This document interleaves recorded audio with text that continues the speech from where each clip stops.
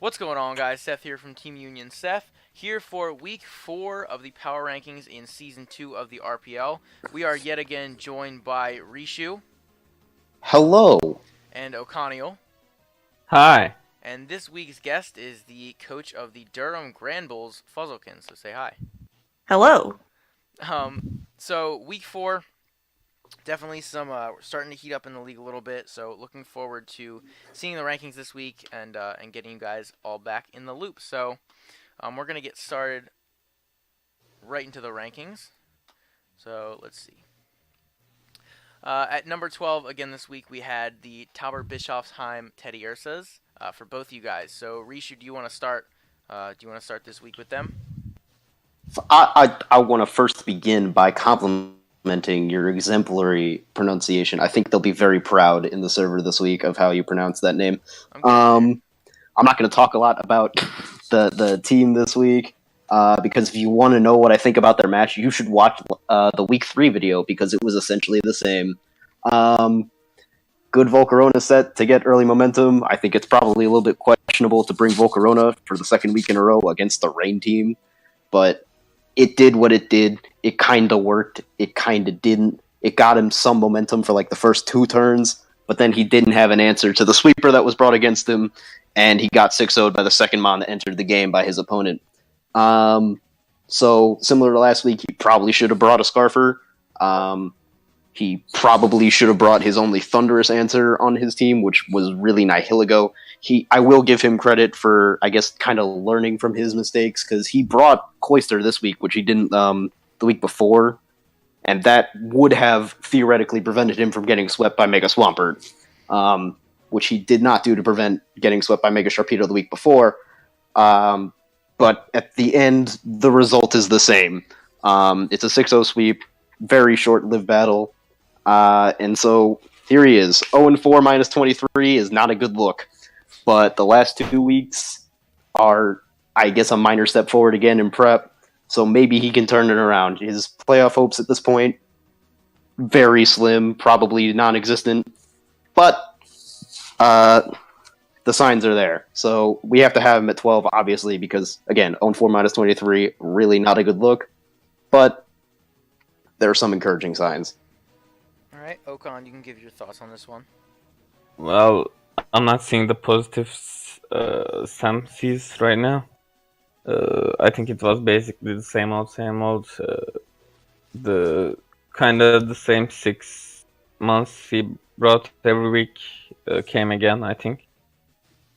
Again, another Tailwind, Volcarona, and for Hurricane for some reason. Maybe He was playing a Rain team. Yeah, full accuracy Hurricane, right? Instead of Energy Ball or Giga Drain or something. Again, He might have had that too. Glass half full. Maybe. Other than that, like, I don't know what was the overall strategy.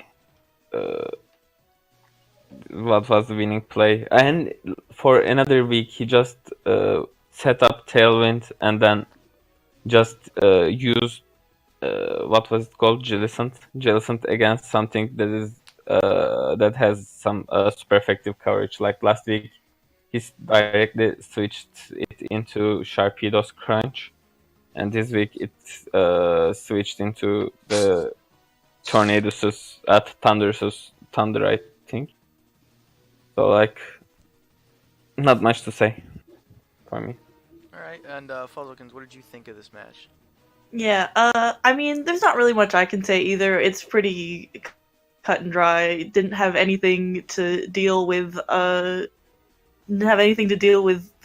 Thunderous after it's set up, so it's just like, well, I guess I'll die now. But, I mean, I feel like maybe, I feel like he sort of, sacked off his, I feel like, he had members with priority. I feel like he could have gone into them first, maybe, just in case they took him out, instead of leaving him till the end, because then you just sort of sacrificed you just sacrificed the rest of them for nothing, basically. So it's like, if you have if you know you're gonna get swept, you might at least try to take out the sweeper. Yeah, and I think it's interesting that he didn't have Ice Shard on the Cloister, or at least he didn't use it if he did.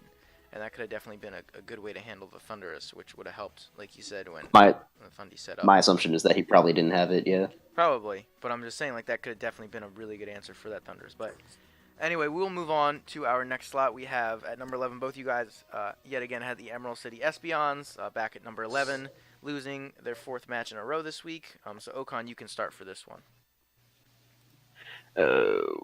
Well, would I say he played? I don't think so. I think he played okay, but he again makes some questionable plays. Like he stayed in with. He actually switched Alolan Golem against the Snorlax, which I mean should have Earthquake considering his team. He has like 2 Steel types. Earthquake hits anything, so he probably has that. And he just stayed in there, start tracking. Other than that, I don't know if he played too bad. Maybe saving Kuram against Zard was a bad play. He just sacked Tornadoes. But other than that, the prep was okay, play was okay, but not enough improvements to rank him higher than he was ranked before.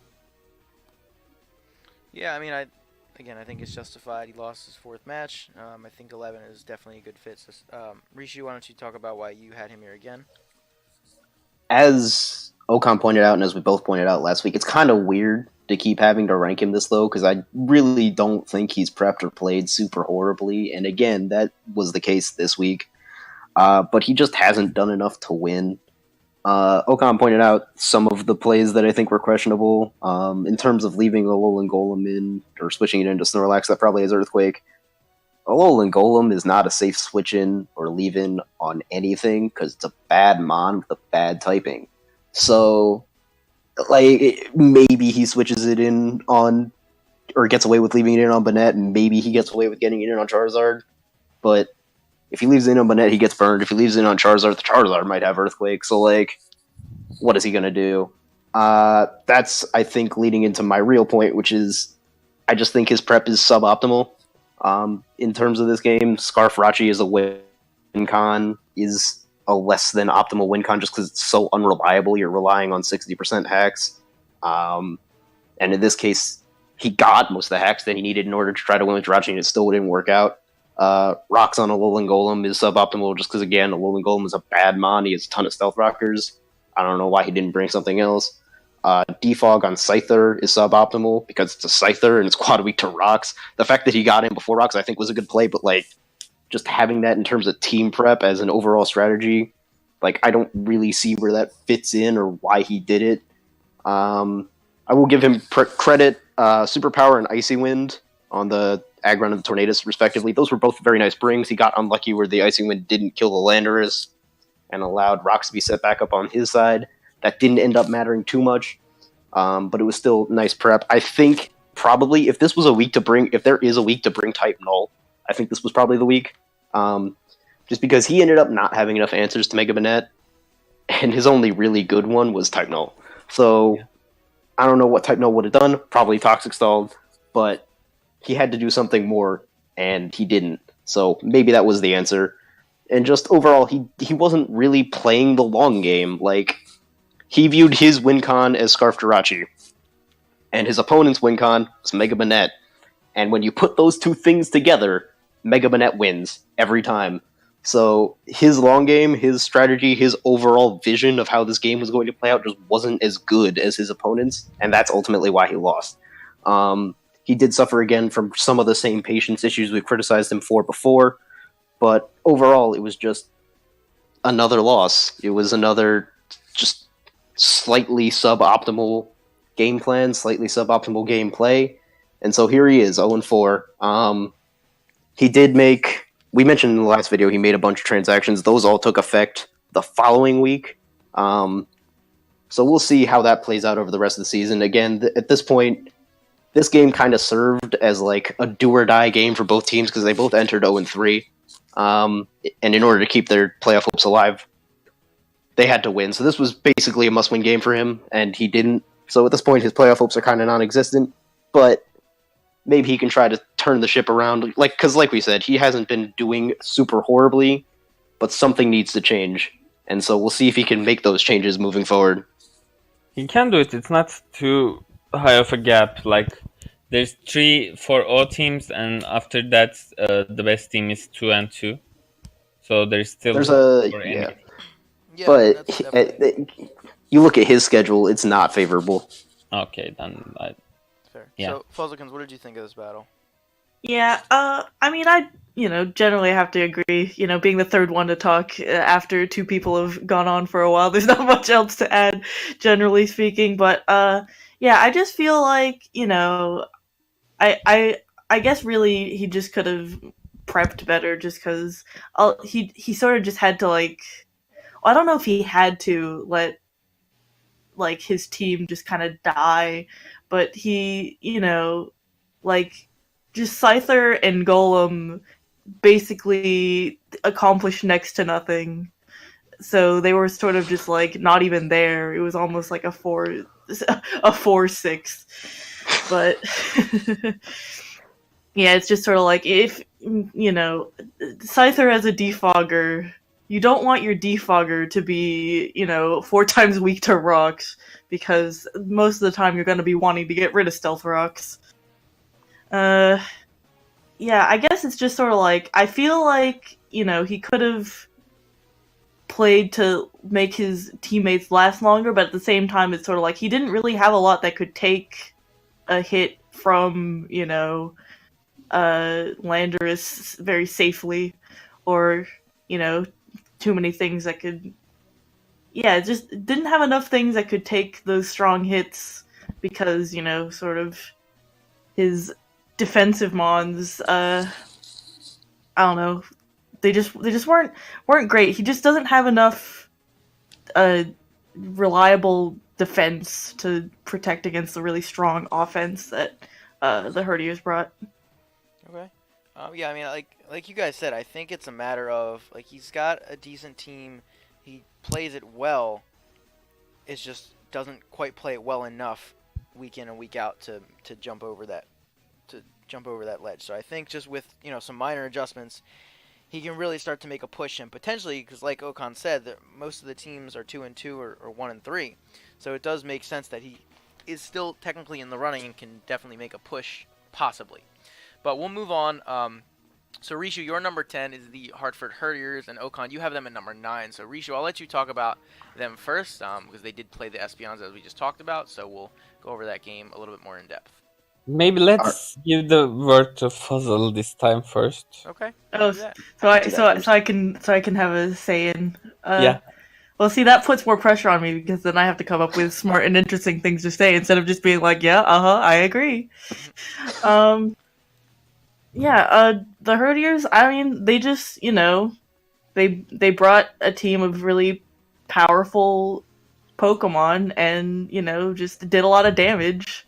And I think, their team was... It worked out for them. It's sort of hard to, I haven't really come into this sort of analyzing the matches to, figure out placements. So it's sort of just just from my perspective as a viewer, I don't have really too much in-depth thought on how they played, but, I think they played well enough. They obviously won pretty well, so it's, yeah, their team was strong, and they did the thing. All right, so yeah, Rishi, what did you think about this match? I mean, you already talked about the match in general, but what did you think about the Herdiers playing from their perspective? All right, first of all, you're doing fine. This isn't that much different from what I do. I just have a bunch of notes in front of me. But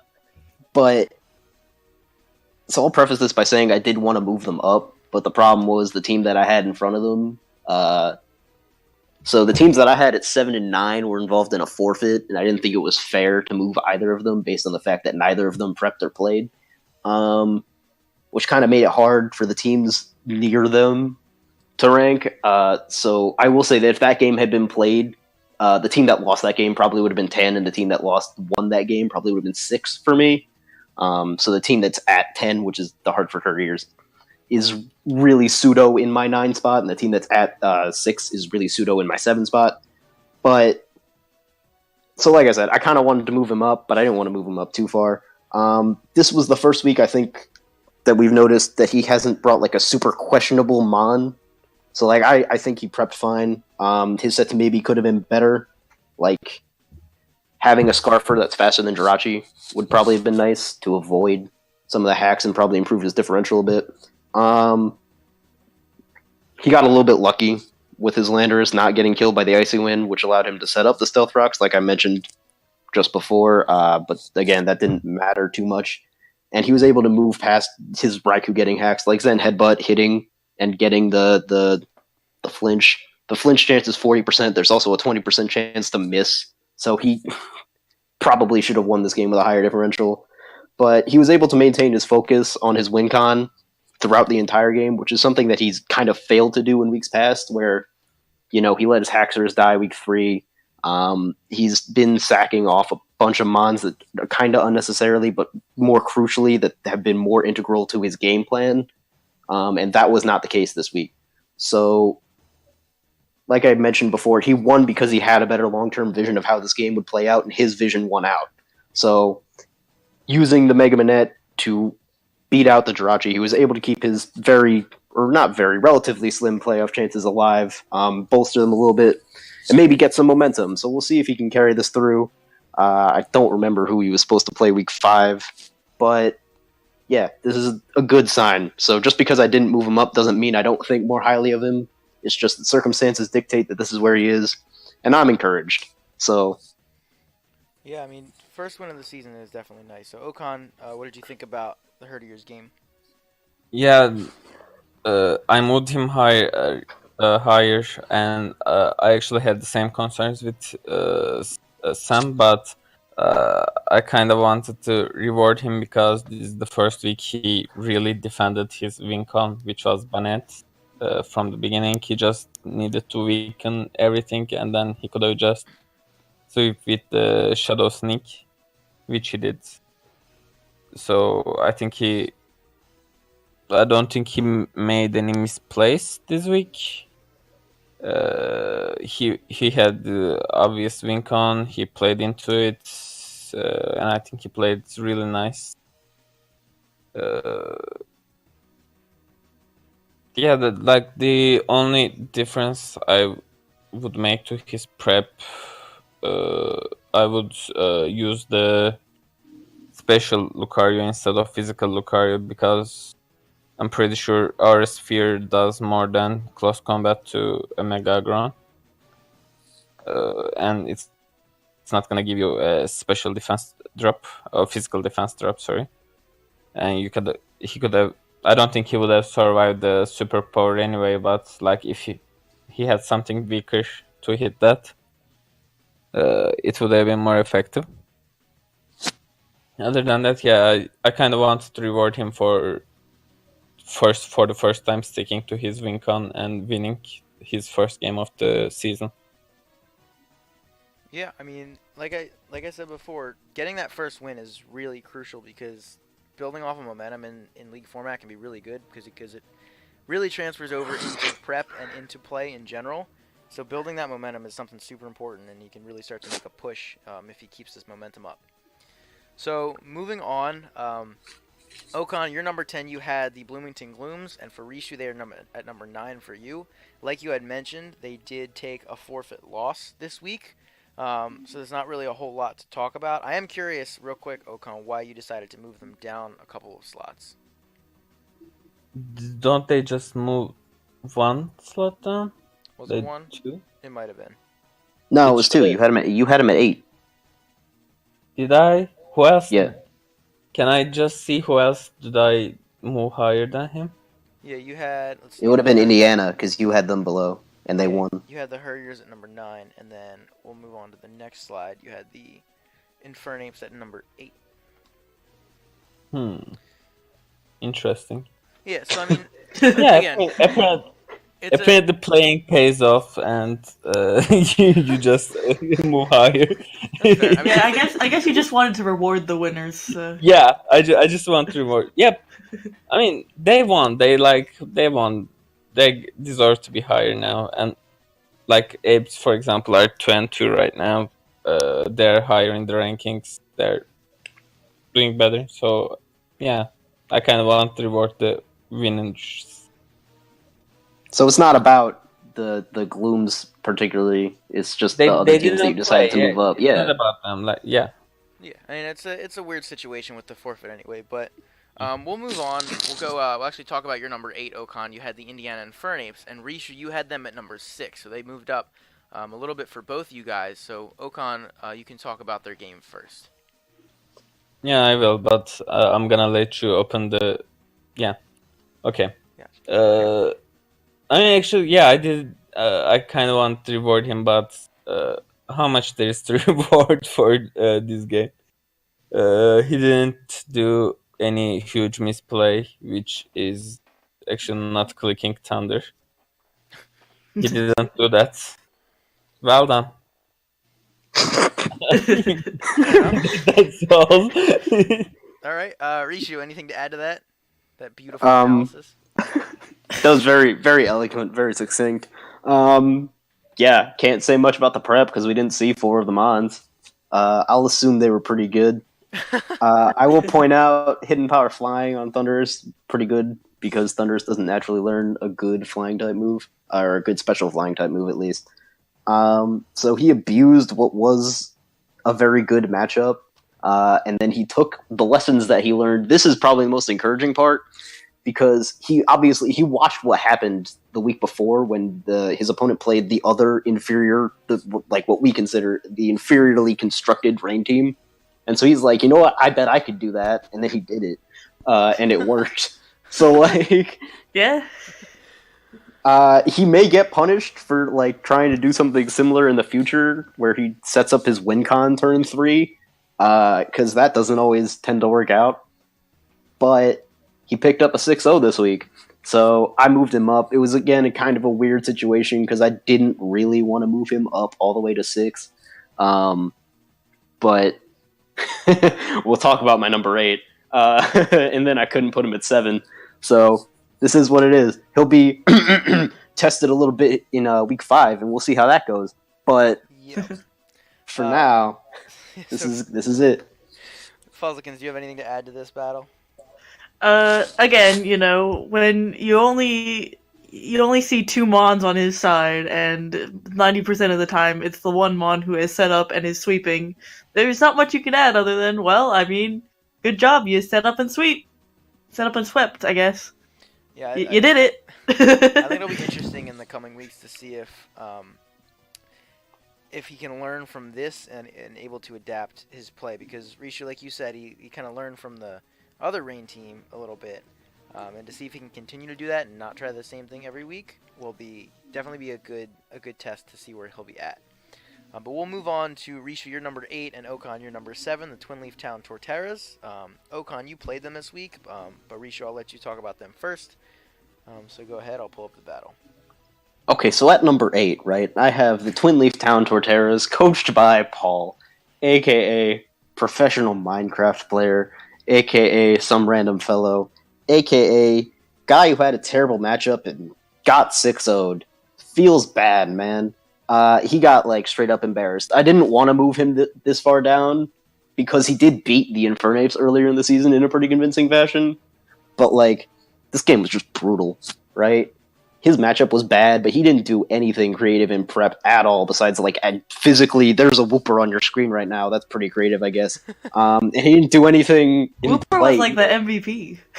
Yeah, he did. As far as an MVP can go in a battle where you got totally decimated, sure. Like... He didn't do anything in his prepper's play to counteract. He needed to get super far outside of the box to win this matchup. I will give that to him. But, like, Physical Charizard Y with Belly Drum, that's a good bring because Ditto's not here.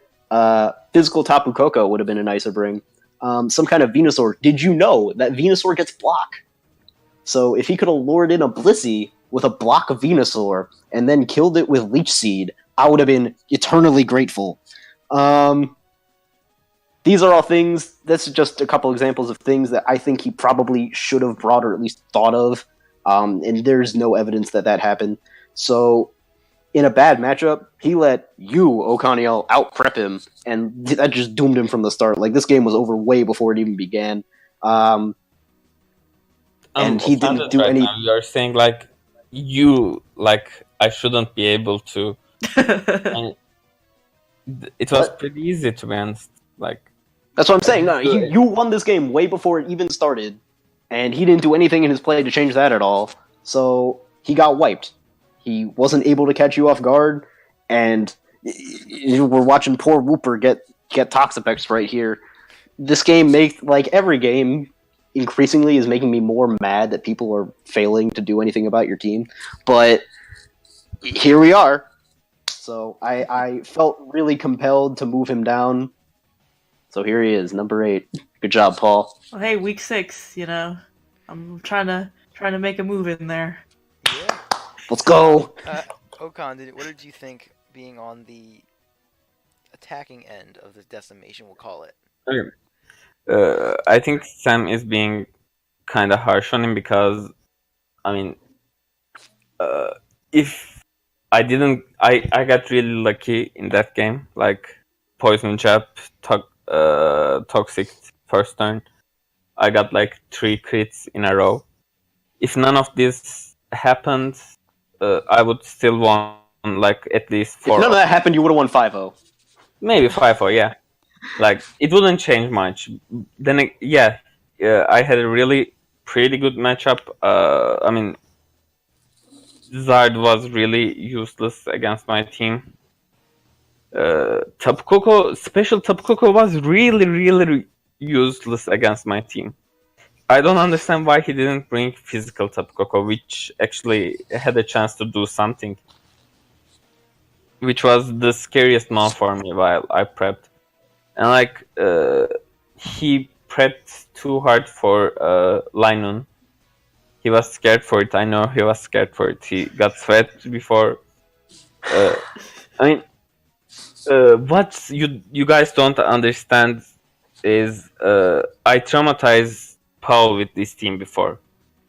So he was mentally defeated before the game started. That's all it is. So, it's all in their heads. Yeah. The Bliss, you can check the nicknames for the months I brought. I'm pretty sure Paul likes it. Pretty sure he doesn't dislike this one. He loves this one. They're all Blissey names, Toxapex name, Mew names. Yeah, only Arcanine is called the new boy because I didn't have Arcanine before.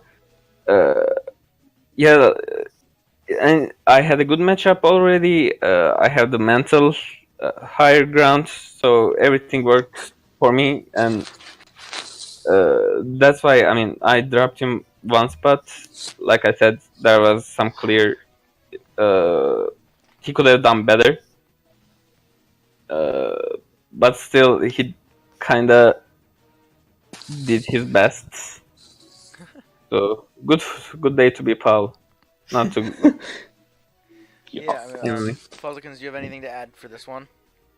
Well, the matchup wasn't great, but I feel like he could have done better. Could at least tried a bit harder. But I just feel like he just didn't. I guess nothing he did really did anything.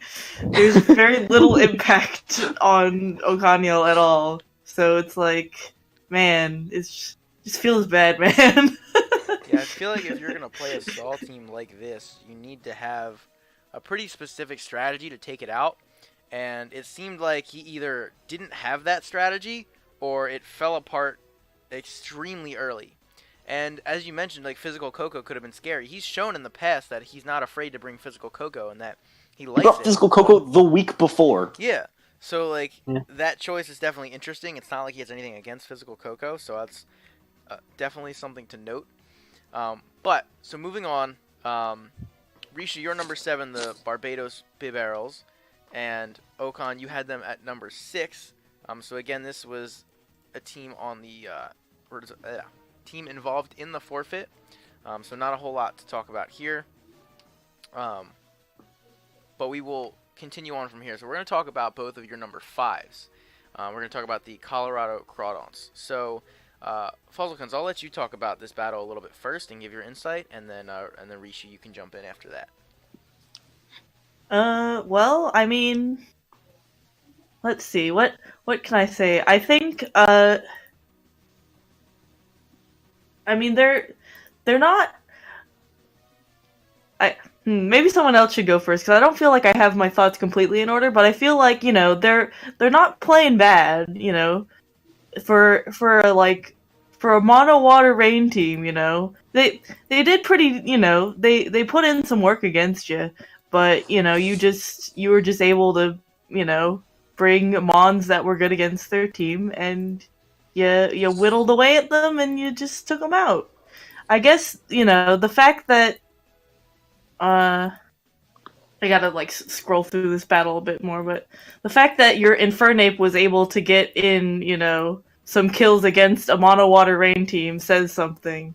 But it's just you're like half the team got finished off by a fire type. That's looking rough there. But they weren't. I feel like they did much better than the other teams that lost, except for maybe me. Yeah, I mean, Rishi, you can give your insights, and Fuzzlekins, feel free to jump in if you have anything else that you want to add as Rishu and Okan are discussing it. Yeah. All right. So, kind of like you said, they lost, but their play and prep was pretty encouraging. There's still such a clear divide to me between the top 4 teams and 5 through 9, because again, 5 through 9 was so, even though 9 was a forfeit, 5 through 9 was such a difficult rank again this week.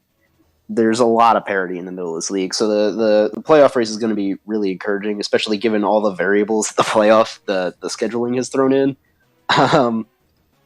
Because I honestly don't think the best 6 teams in the league are going to be the 6 playoff teams. So, but as far as this goes, he had good prep. He brought good mons. Specs Kingdra was clearly a good bring. The Rindoberry Seismitoad has been pretty good, or was pretty good in this game. He obviously needed to bring a different Z move on Gyarados. Trying to set up on Mega Slowbro with a physical Gyarados was a bad idea. But it's not like he had many better options. This is just the struggle of building with a mono water team, right? And this is a struggle, a challenge that he openly embraced when he drafted this team. He's defended his actions multiple times when questioned in these videos and outside. But he, at the end of the day, it's just so hard for him to prep with this team consistently. He needed Sylveon answers. He doesn't have a Sylveon answer on his team at all. Tentacruel's not a Sylveon answer. He would have needed Acid Spray. I don't know if he would have brought that or not. It would have been difficult to fit that in there. It's just, again, it's such a challenge for him, and it's such a challenge to rank him. But he recognized his win con. He played pretty effectively to it, but there was just nothing he could do. Sylveon came in, sapped all of his momentum. He got whittled down, and then, a fire type killed 3 of his mons. So, losing for him kind of sucks, and I really, really, really have a hard time justifying a team like this that has been playing like this, this high. But he has been, given the struggles with his team and the composition that brings, he has been playing extremely well since the first week. And so here's where he sits halfway through the season. He's the number 5 team, and so we'll see if he can continue this momentum. We'll see if he can ride the wave, pun intended, into the postseason. Or let's see if he can fish out a few wins. There you go.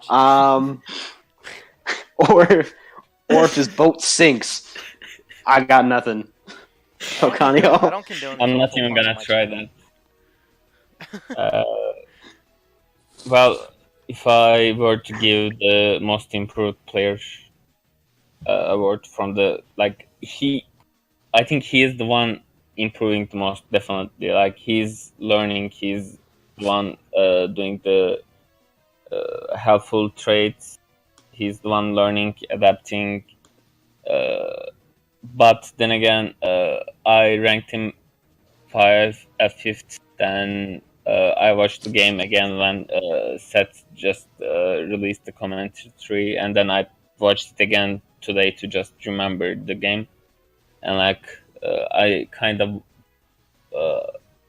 could have ranked him lower this week, because this week I think he made some questionable plays, questionable decisions. Like, why would you save Gorbis? I want to say, I don't even know how to pronounce that man's name.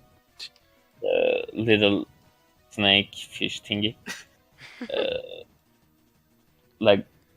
He tried to set up. It failed. He had to. I mean, it was gonna die. He just decided to save it. Like, no point in saving that mon anymore. Like, it lost the boost. It's gonna die. You can save him. Or he could have just used it to, get some free switching at some point. He didn't even do that. So what was the point of saving that one, for example? He earthquaked against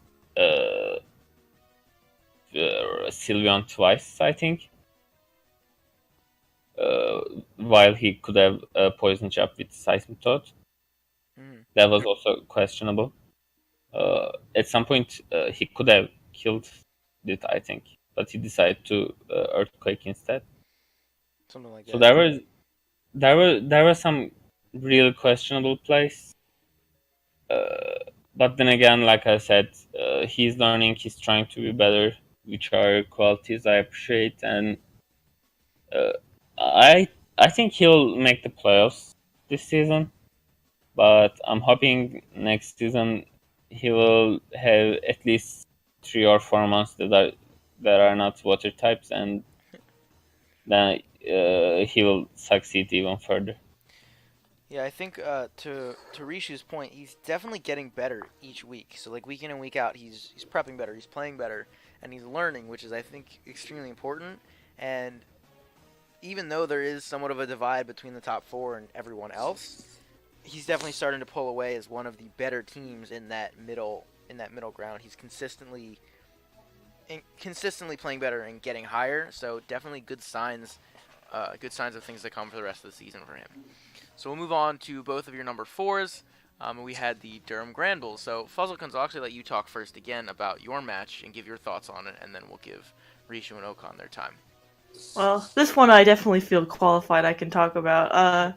I mean, I think it was a good match. I brought a pretty good bring of toxic spikes.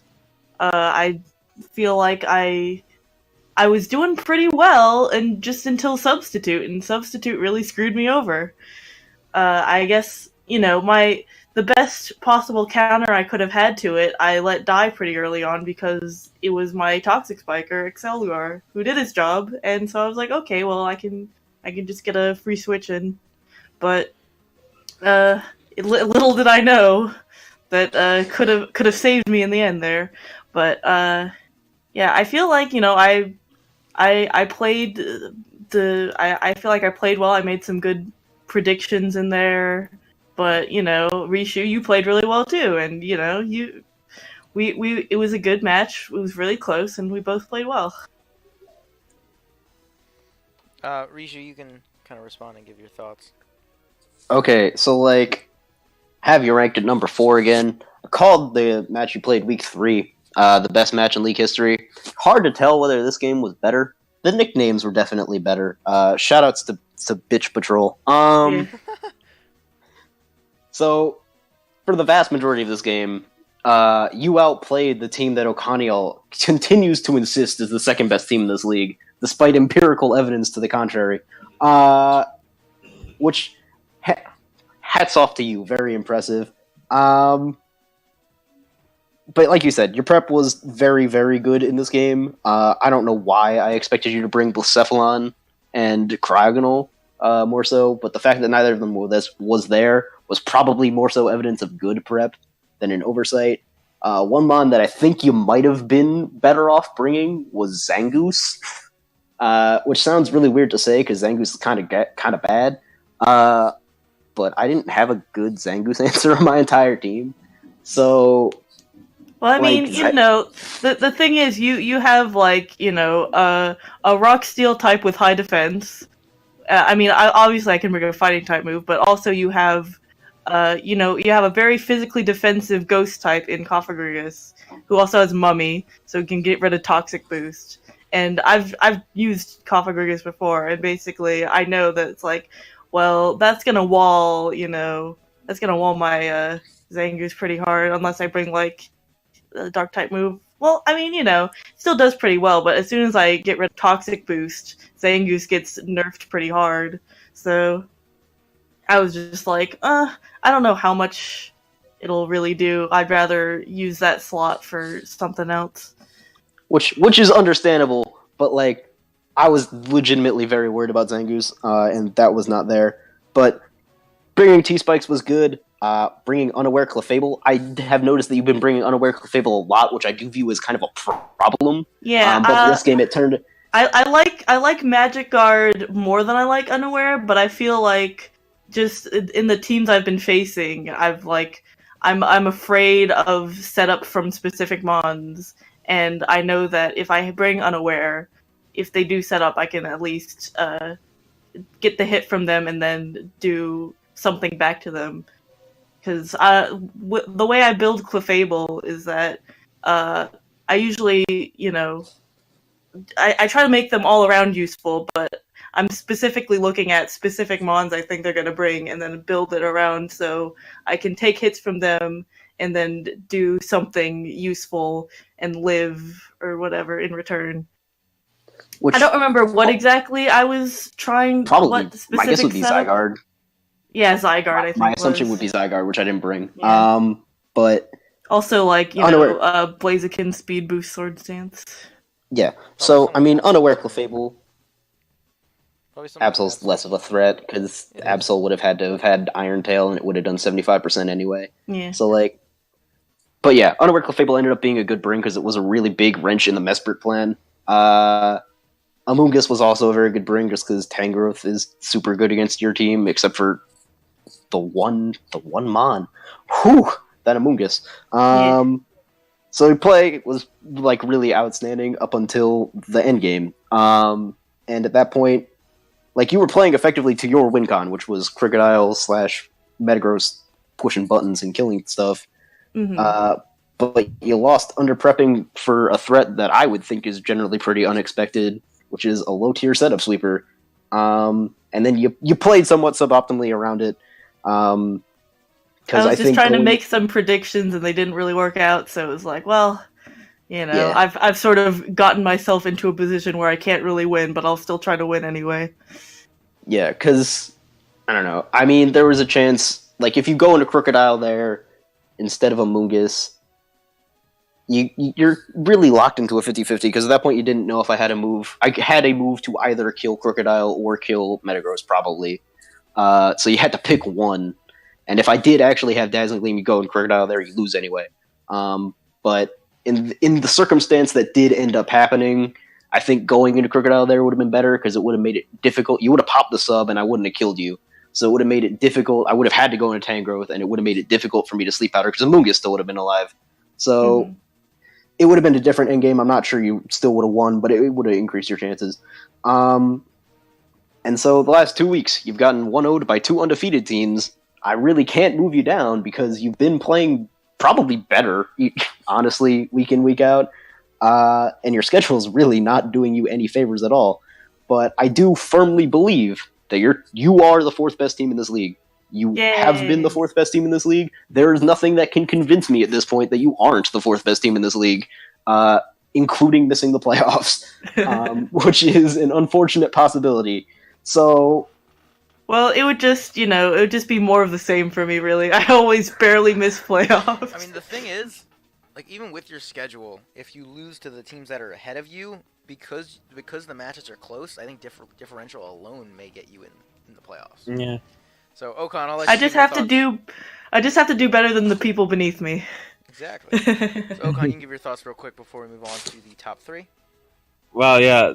I mean, Among Us basically died for our sins. Like I said, she didn't know if you had Dazzling Gleam or Shadow Ball, but what is going to Among Us achieved exactly? Like, I mean, if you had Dazzling Gleam, then okay,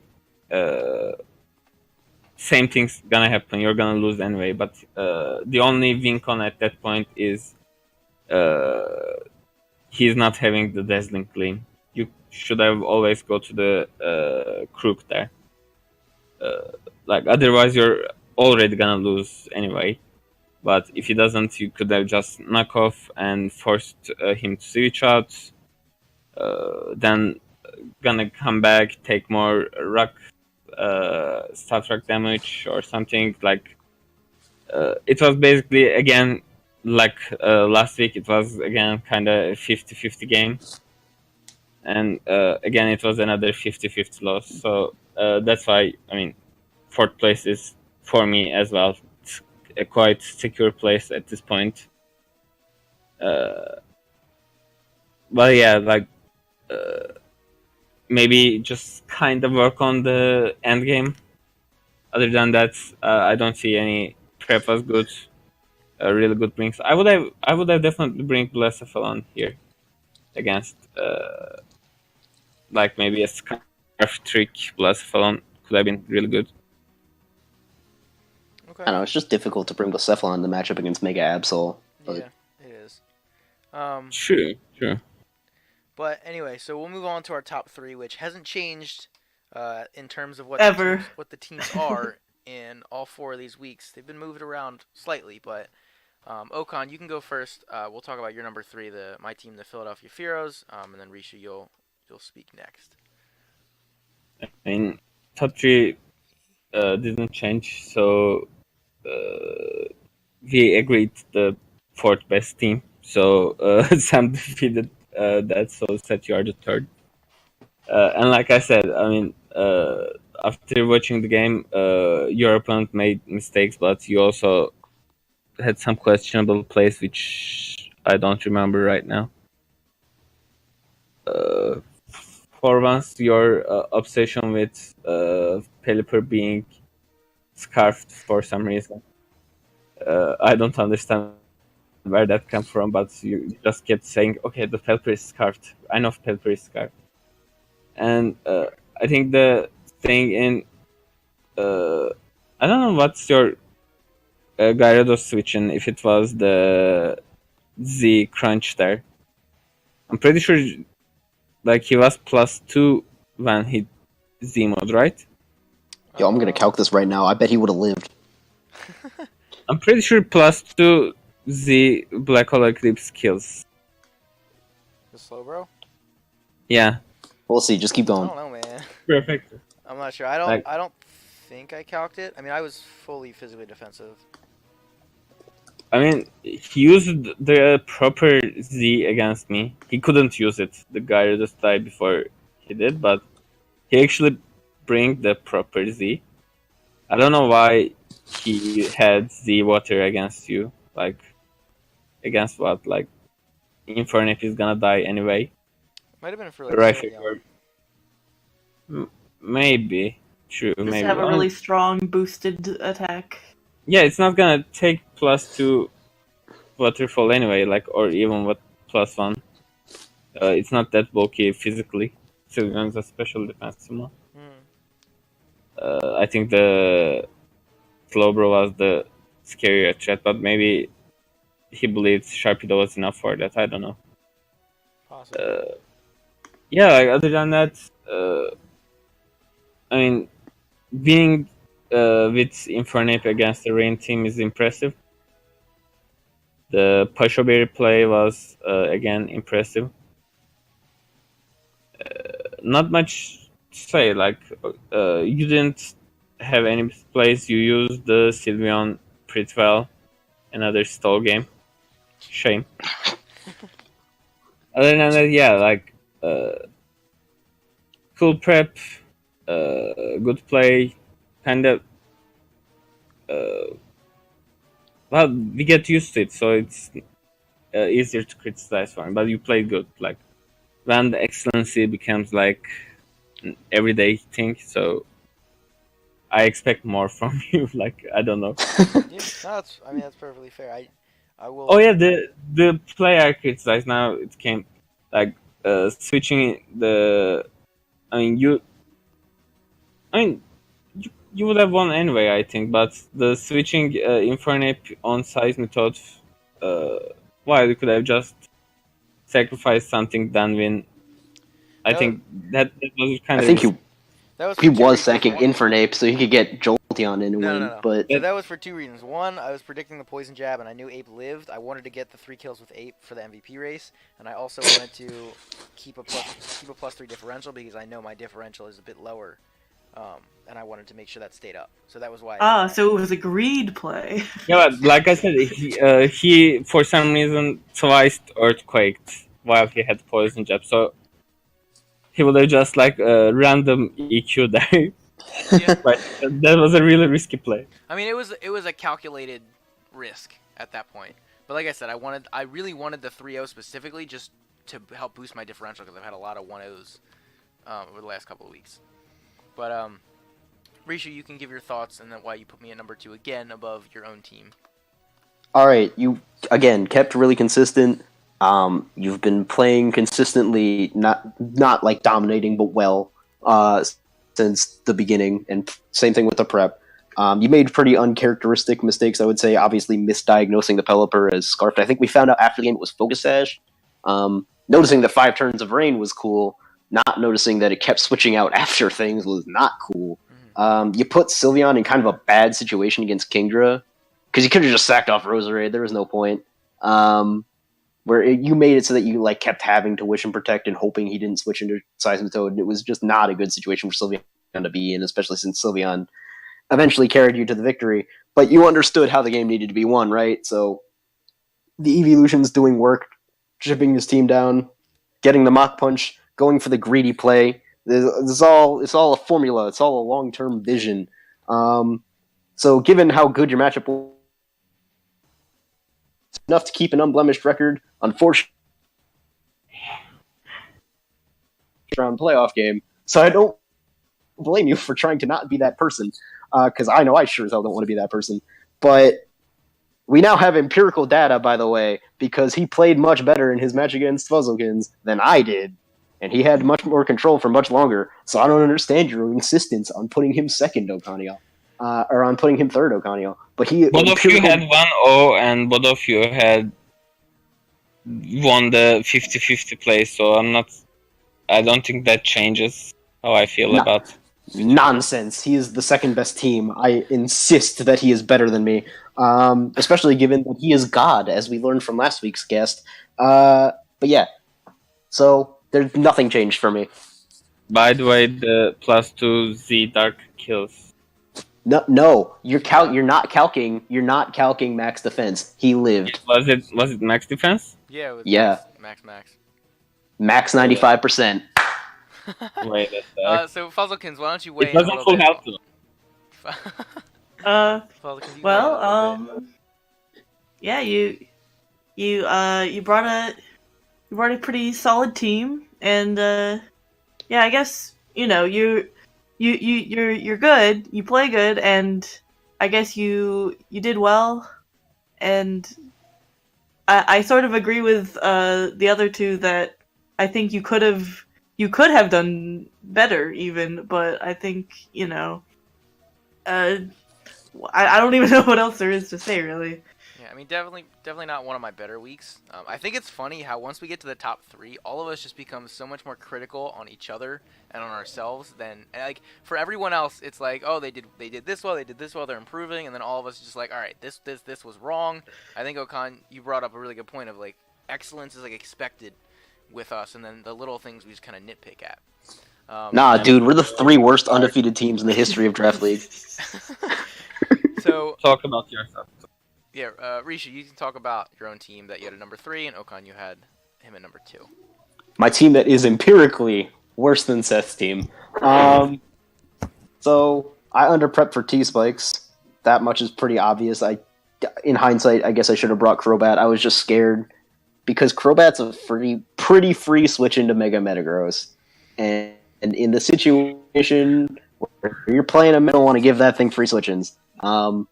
Which is also part of the reason why I decided against Springing Banded Zygarde, because I didn't want to lock myself into Outrage. So, I mean, other than that, I played about as well as I could have. I was playing from behind for most of the game, and I didn't even realize I was playing from behind until Mons started dying. I had decent prep otherwise, like speed creeping Tangrowth for Clefable was pretty clutch, because if you had like stayed asleep, that would have been very nice, because that probably would have been the game right there.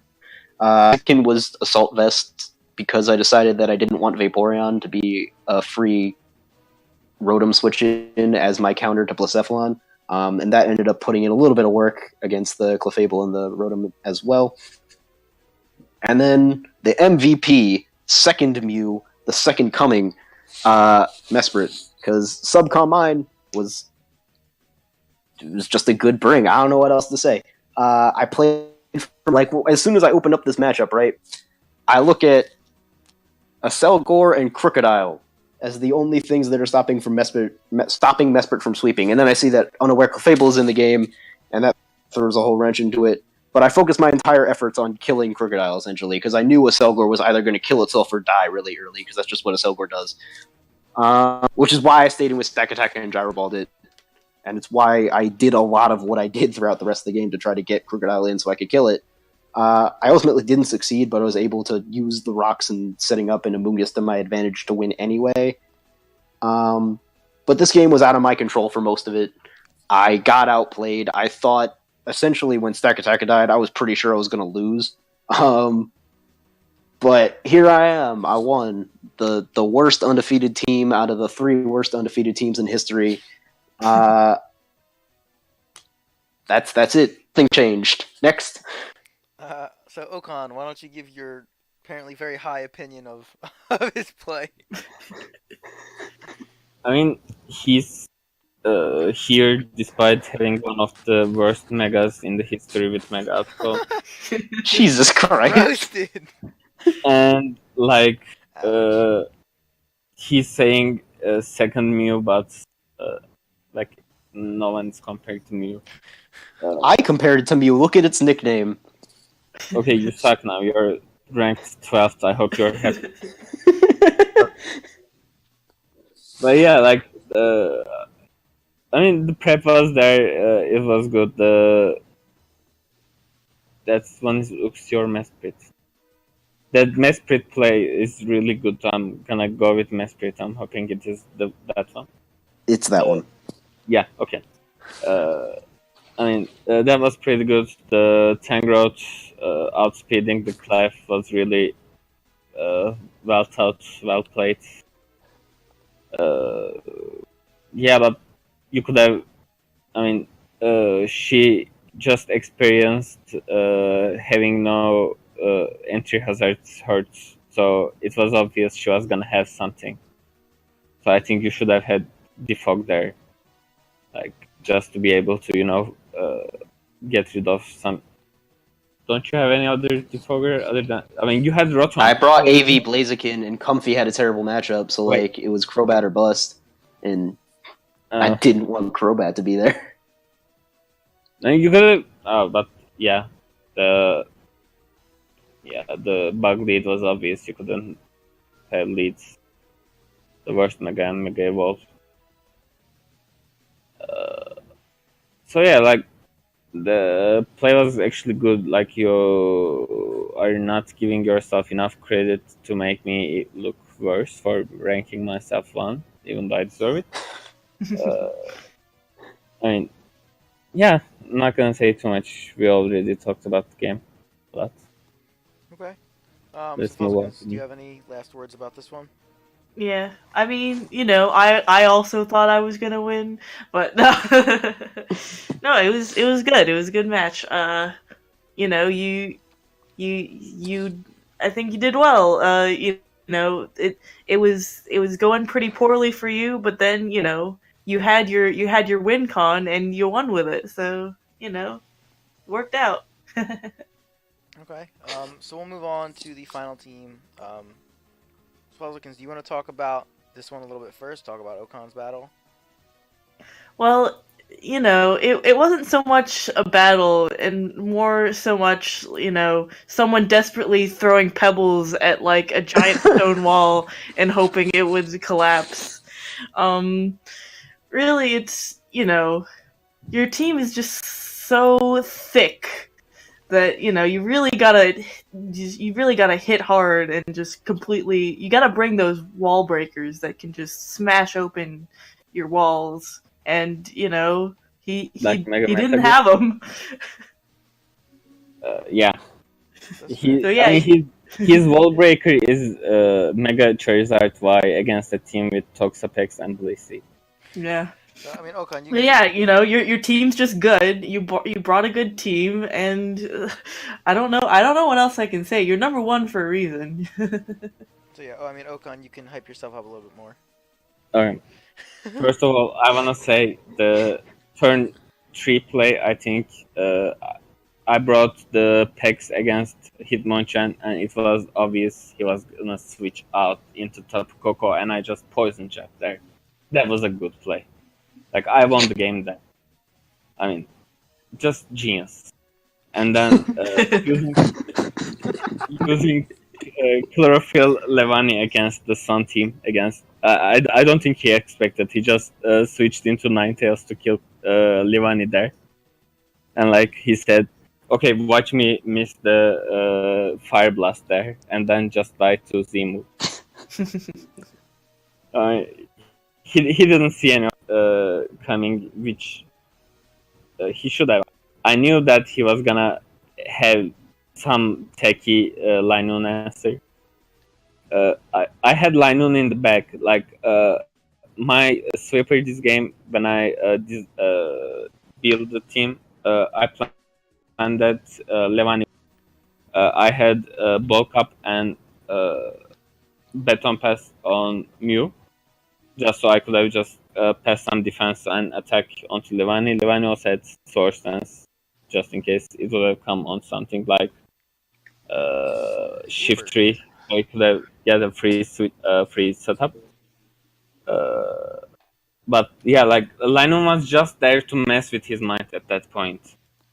But I knew that Blissey and Toxapex just won the game by switching and not taking any serious damage, which happened. And I think Toxapex is top 5 in MVP race now.